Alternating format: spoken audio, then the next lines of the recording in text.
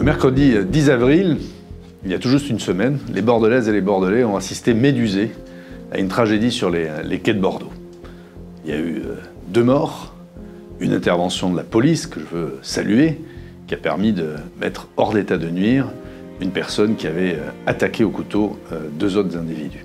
Ce drame, il a saisi l'ensemble de la population. Et aujourd'hui, les Bordelaises et les Bordelais se posent beaucoup de questions sur le climat et non pas le sentiment d'insécurité sur la ville. Ce climat d'insécurité, c'est une réalité. Les chiffres le démontrent. Nous sommes aujourd'hui la ville où il y a eu le plus d'augmentation d'agressions, d'attaques à la personne, de vols, de cambriolages. Nous sommes mal classés. Les choses se dégradent. Et on le voit tous les jours. C'est des zones de deal, des zones de non-droit, quand vous êtes à côté du Palais des Sports, quand vous êtes rue Élie Gintrac. Et puis, c'est des faits réguliers. Un jour, quelqu'un qui tire à balles réelles dans la rue. L'autre jour, c'est des jets d'ammoniac. Tout ça ne peut plus durer. Alors, la municipalité a mis des choses en place. Il y a eu des recrutements. Il faut aller plus loin. Il y a 70% des communes qui ont armé leur police municipale. Aujourd'hui, les policiers municipaux sont formés, et à Bordeaux en particulier. Et les policiers municipaux peuvent travailler en étroite collaboration avec la police nationale. C'est pas un tabou que d'armer la police municipale. Ça sera un élément qui va rassurer et la population, et puis surtout les agents. Parce que moi, je rends hommage à tous nos policiers municipaux qui, des fois, font preuve de courage et d'abnégation face à des situations dramatiques. Il faut sortir de ce débat doctrinaire ou idéologique de savoir que doit faire la police municipale. Vous avez d'un côté le maire de Bordeaux qui vous dit « c'est la tranquillité publique », c'est entre guillemets les anciens gardes champêtres.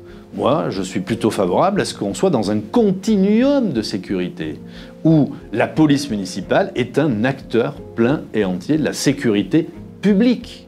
Et parmi les mesures que l'on doit mettre en œuvre, c'est continuer le plan de recrutement, l'amplifier, il nous faut plus d'agents, et puis arrêter cette querelle un peu puérile entre la ville et l'État sur la signature du contrat de sécurité intégrée. Il faut faire confiance et faire fi à un moment ou à un autre des étiquettes politiques. Le maire de Bordeaux doit signer très rapidement ce contrat avec l'État qui donne plus de moyens et plus de latitude pour nos agents. Je ne baisserai pas les bras face à cette situation. Il ne faut pas se résigner.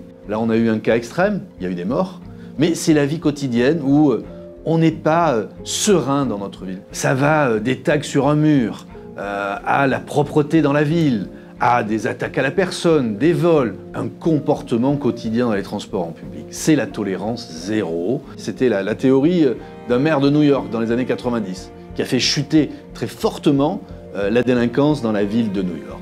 Il faut s'en inspirer et il faut être volontariste.